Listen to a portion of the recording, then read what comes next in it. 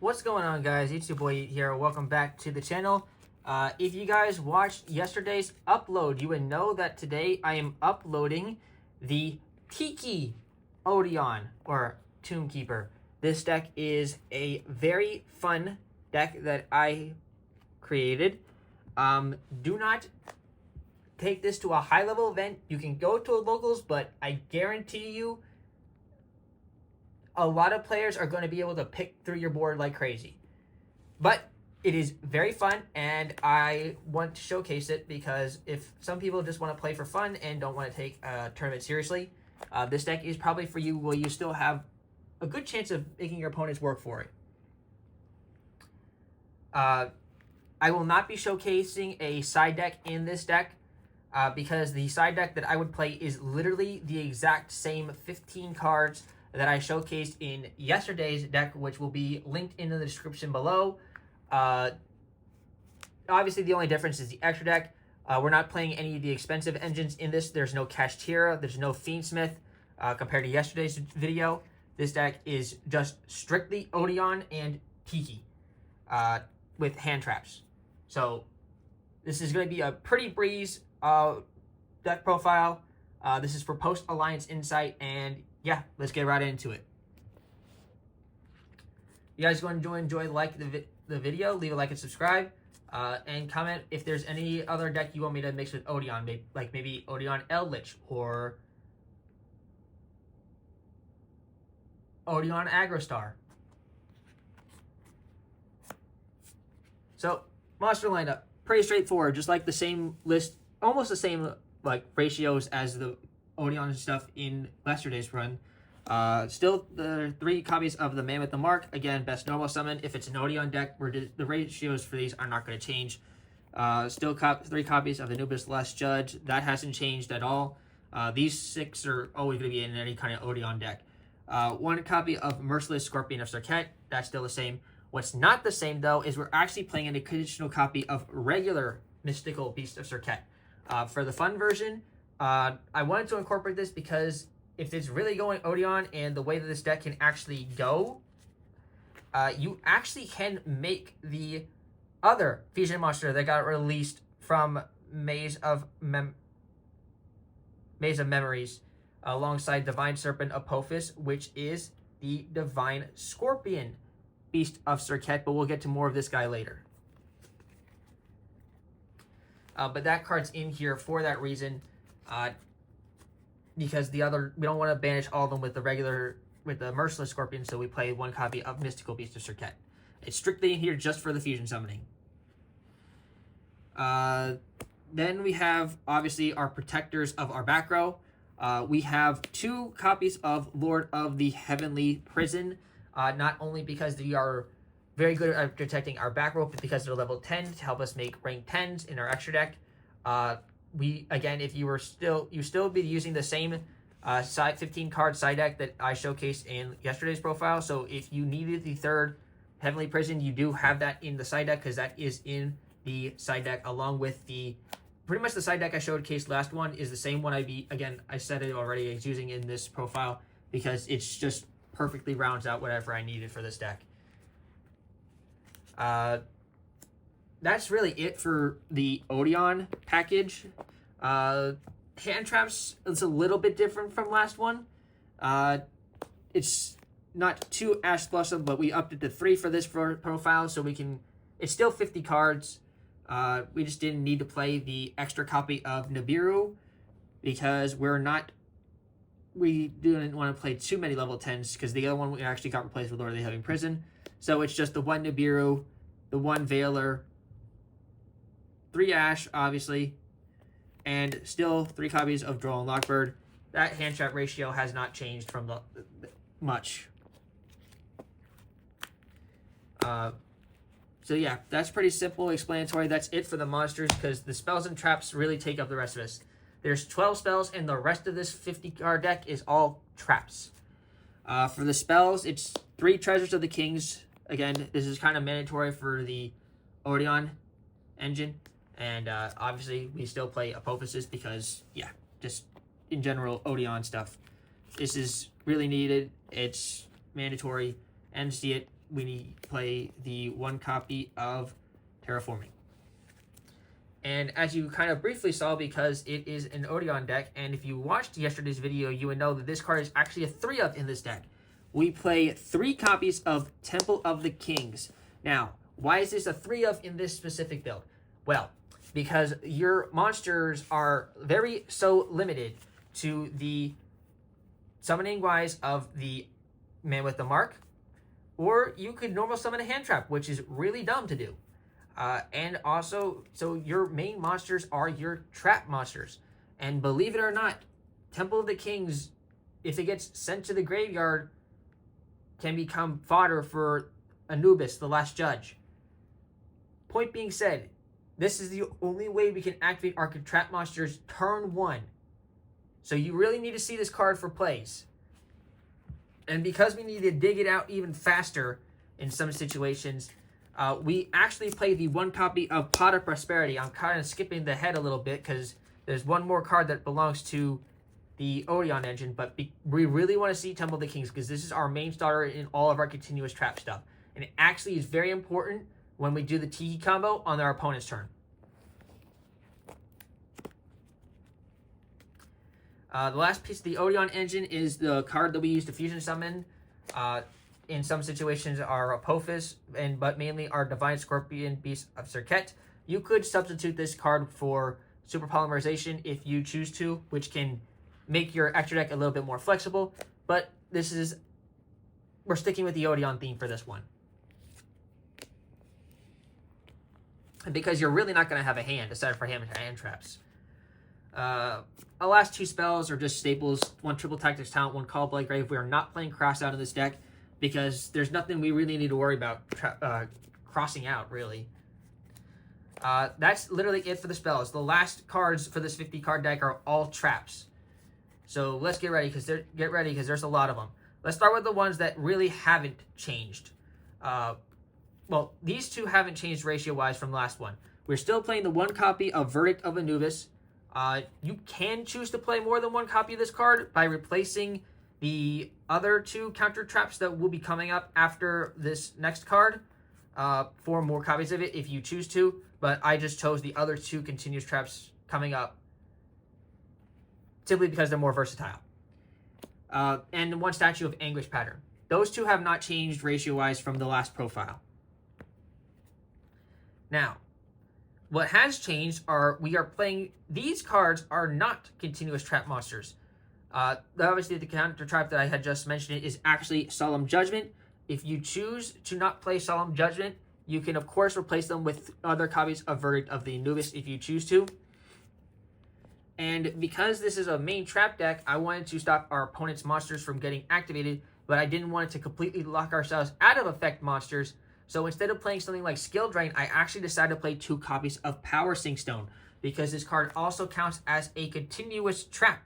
And it says, for the Apophis of the Swamp Deity, it just says up to the number of continuous traps you control. They don't have to be monsters. So Power Sink Stone can still count for cards you can target with the Apophis of the Swamp Deity. And it just makes it so that both players can only activate 2 monster effects, basically, and then that's it for the turn.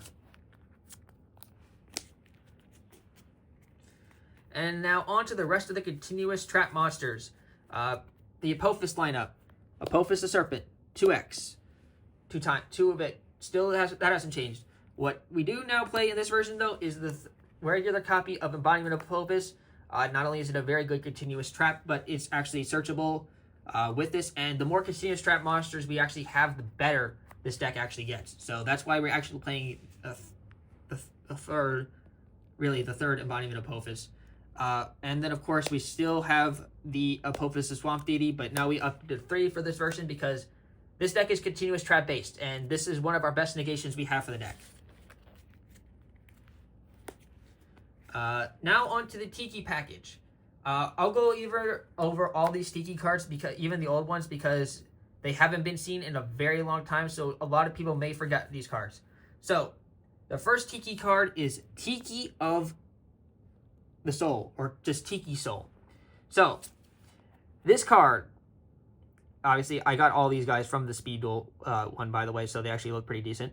So they all summon themselves as effect monsters, believe it or not. Yep.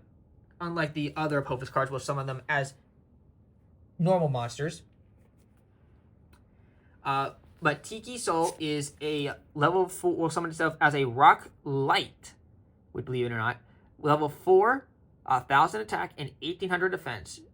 While this card is an effect monster, if another trap card you control that is a monster would be destroyed by an opponent's card and sent to your graveyard, you can set it in your spell and trap zone instead. So, if you have 2 Tiki Souls on the field, if one of them gets popped, reset the other. If you have Temple of the Kings out, this one specifically, you have Temple of the Kings out, you can go activate, summon. So that way if it attacks, reset. In total, 2 Tikis mean 3 walls, meaning they would have to get rid of 3 Tikis. There's never going to be enough attacks to get through them unless they have piercing or a complete way of board wiping you. It's not going to happen. This deck is all about fortification defense and pretty much like stalling out completely your opponent. The other Tiki monsters we play, the old Tiki Curse. Tiki Curse. This one will become a level 4 Rock Dark monster. 1,800 attack, 1,000 defense. While this card is an effect monster, if another trap card that is a monster battles an opponent's monster, after damage calculation, destroy that opponent's monster. Gone. So only stuff that can stop this is by card effect. Now, what I don't know is how this would work under the effect of... I haven't tested it yet because I haven't taken this deck to a locals or tried it online. But under Power Sync Stone, if the Power Sync Stone is activated at 2, there's 2 counters. Do the Tiki Curses get their effect negated to pop a card? Like Tiki Soul and Tiki Curse, do they still reset or pop a card? I don't know. But yeah, 2 Tiki Curse. And the new addition to the Tiki lineup, which just got released out of Alliance Insight, we have 2 copies of Tiki Peace, which I don't know why they named it Peace, because this guy looks anything but peaceful. But maybe you could say it's a piece of the puzzle, I guess. So this gun is very new. Special summon this card as an effect monster. Rock Earth, level 4, 1,800 attack and 1,800 defense. Solid stats. With the following effect, this card is also still a trap. Quick effect. You can pay 800 life points, special summon 1 continuous trap, except Tiki Piece, from your graveyard or banishment as a normal monster. Rock Earth, level 4, 1,000 attack and 1,000 defense. And its name becomes Tiki Piece even while face down. That card is not treated as a trap. So, it says it becomes a normal monster. I don't know whether or not this would tell me, okay, sweet, does that basically replace the Tiki Curse effect or the embodiment of Apophis effects? Like the effects of all my other continuous traps? Like if I summon back Anguish Pattern, do I not get the effect of Anguish Pattern? But either way, it's still a Tiki card, and it's just really good for fortification defense. Playing 800, put bodies back on the board. Yeah, pretty straightforward. That's it for the 50 card main deck. Extra deck, slight changes, obviously. Still 2 copies of Divine Servant Apophis, one of your best boss monsters, and pops. Because of this version specifically, we are playing 2 copies of Divine Scorpion Beast of Serket. So about this card, I actually did manage to play this card one time, pull this card off like maybe 1 or twice when the early stages before I even took it to Philly Regionals. If this card is special summon or at the start of the damage step, if this card battles an opponent's monster, you can target 1 face-up monster your opponent controls or in their graveyard, banish it, which is really good. And if you do, it gains attack equal to half of the banished monster's original attack. You can only use this effect of Divine Scorpion Beast of Serket once per turn. can make his second attack during each battle phase while a level 10 or higher monster is banished, which with this deck is pretty much guaranteed. Yeah, when we have 2 Circuits, in case one of them gets ripped, yeah. There you go. That's pretty much all you need to do. This card is another boss monster. Let's put it that way. Still continuing kind of off with the same ratio from last time. I still play the 2 Silo Hat Rabbit and the 2 Link Spider in this deck. I've gone through why I played 2 and 2 each on last one. But another reason that I forgot to mention on the last one is because, believe it or not only is these very important, but because I have actually went through both of them in the same duel. Like, I needed to do this on turn 1, and then this came up on, like, turn 4.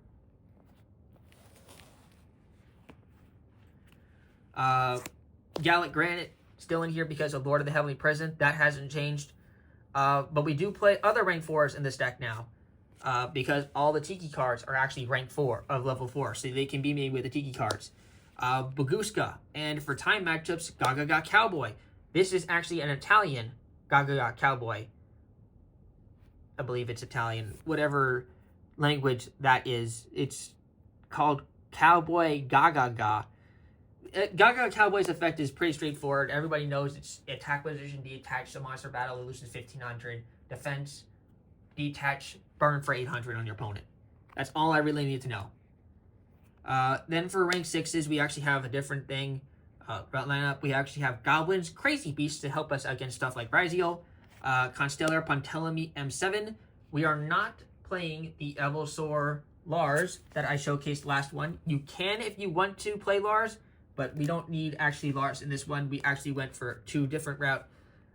Then we actually have the rank 10 that I mentioned earlier. 1 copy of Super Dreadnought Rail Cannon Gustav Max, again for burn matchup. And the last card is still the 1 copy of Typhon. That's pretty much it, guys. And like I said, the side deck is the exact same as the one I showcased in the Odion profile yesterday. Thanks you guys for tuning in. This is your boy signing out. Tiki on. Peace.